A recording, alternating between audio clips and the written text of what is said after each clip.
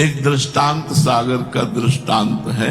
एक बार देवर्षि नारद जी वैकुंठ गए तो कुछ समय तक भगवान के पास बैठे रहे।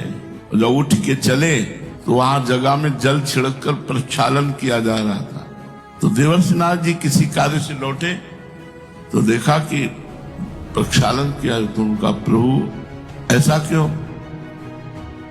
उनका तुम भक्त तो हो लेकिन निगुड़ा हो, तुमने आज तक गुरु नहीं माना है, और जो गुरु नहीं बनाता है वो परम पवित्र नहीं होता है। शिक्षा देने के लिए भगवान ने नारद जी भगवान के ही अवतार।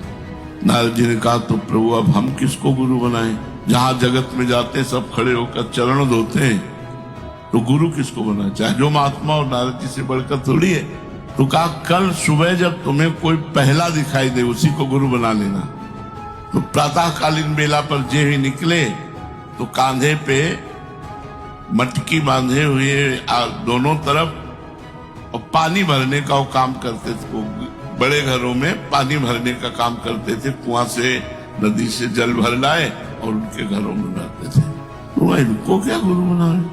न परमार्थ का ज्ञान न कोई, पानी दूसरों के घरों में भरते हैं। लौट के गए, कहा गुरुदेव का वर्णन किया। बोले प्रभु प्रातःकाल दृष्टि ही हमारी कार पे पड़ी। बोले गुरु की जाति देखी।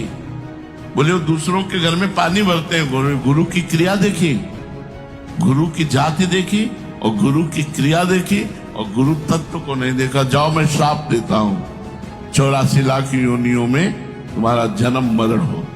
अब देवर्षि नारद जी तो घबरा गए, भगवान के चरणों में गिरे और कहा प्रभु ये तो बहुत 84 लाख योनि कैसे? बोले इसी का निवारण गुरु करता है, उन्हीं गुरु कर। बोले पता? बोले फिर सुबह जाना।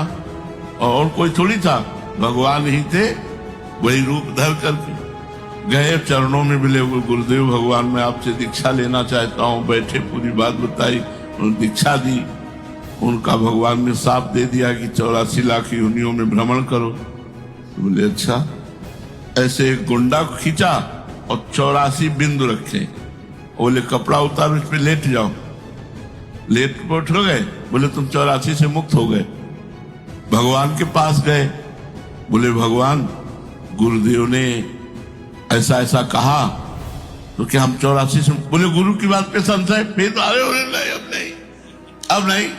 बोले गुरुदेव ने कह दिया तो मुक्त हो गए।